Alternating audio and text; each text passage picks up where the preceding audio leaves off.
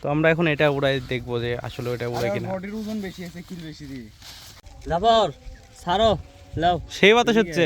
এই যে এটা হলো রেল লাইন, সামনে এটা হলো আমাদের স্টেশন। আমাদের বাড়িতে এই কাহিনী ঘটতেই থাকে, কোনো জিনিস যদি কোনো এক জায়গায় থুই দিই সেই জিনিস আর খুঁজে পাওয়া যায় না। আসসালামু আলাইকুম ভিউয়ার্স, কেমন আছেন আপনারা? তো এখন 10টা 30 বাজে, তো কেবলই ঘুম থেকে উঠলাম। এই যে আমার আম্মা দাঁড়ায় আছে। তো আম্মার অসুখের কি অবস্থা?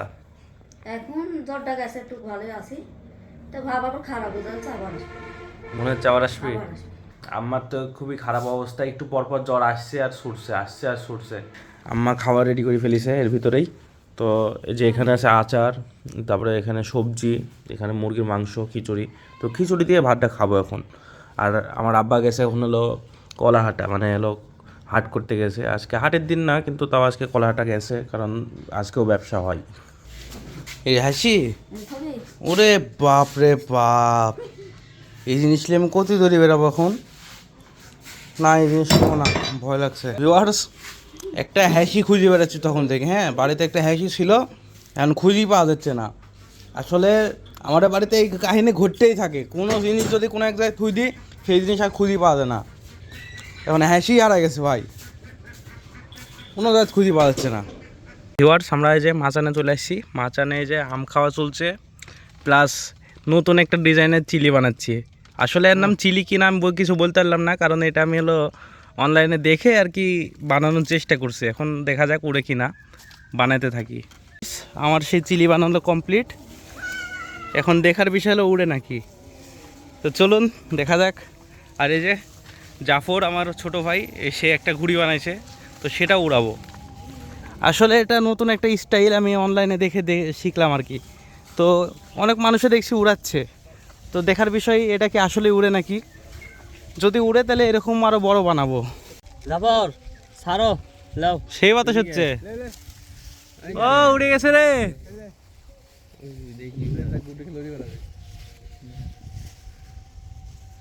জাফরের গুড্ডি দেখো দৌড়ে যাচ্ছে, টাটা টাটা টাটা টাটা করছে। এরু টাটা দিয়ে বানাবি। বেটা কিল ছোট হয়ে গেছে, তাও উড়ুক। কম হয়ে গেছে। আরে পড়ে গেল, কি যাও শিখতে? দেখতে আসনি কানা তুই, মানে খেয়ালই করেনি। হ্যাঁ, তো আমরা এখন এটা উড়াই দেখবো যে আসলে ওটা উড়ে কিনা। বডির ওজন বেশি আছে, কিল বেশি দিয়ে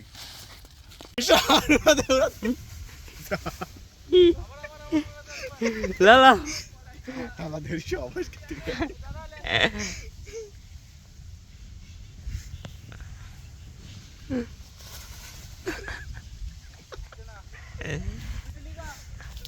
ও মাসি ভাঙ্গে মেলা দিছো যে ভাই।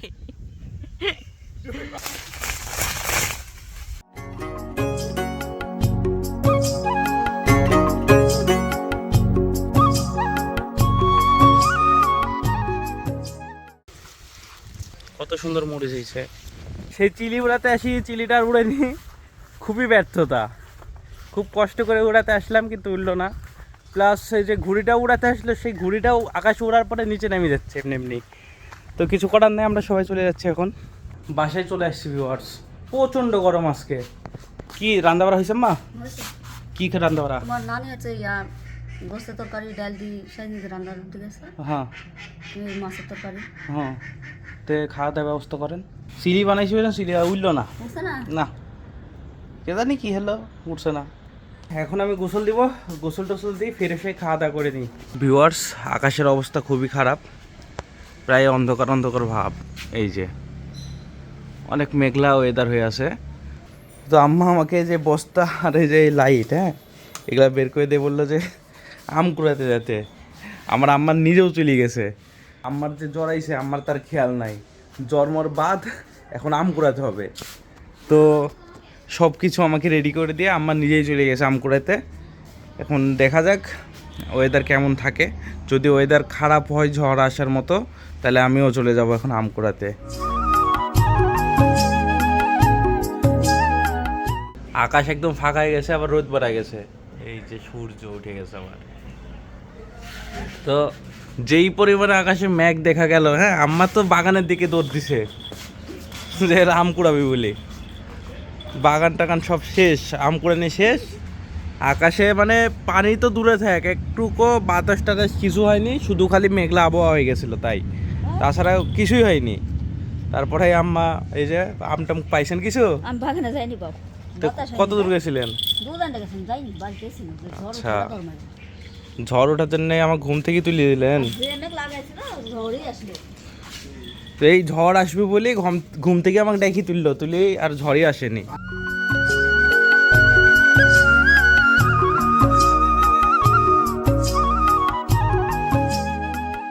বিকেলবেলা হালকা একটু ঘুরতে চলে আসলাম। তো আমরা আছি এখন স্টেশনের দিকে। তো আমাদের এই জায়গার নাম হলো সর্দ স্টেশন আর কি। এই যে এটা হলো রেল লাইন, সামনে এটা হলো আমাদের স্টেশন। হ্যাঁ, এখান থেকে আমরা ট্রেনে উঠতে পারি আর কি। প্রায় সন্ধ্যা হতে চললো, মানে সূর্য ডুবে গেছে প্রায়। এই যে সূর্য ডুবা ডুবা ভাব। তো এখানে কিছুক্ষণ সময় কাটানোর পরে আমরা এখন বাসার দিকে রওনা দিব আর কি। কি লাফায়নি? হ্যাঁ, গাড়ি স্প্রিং করছে গাড়ি।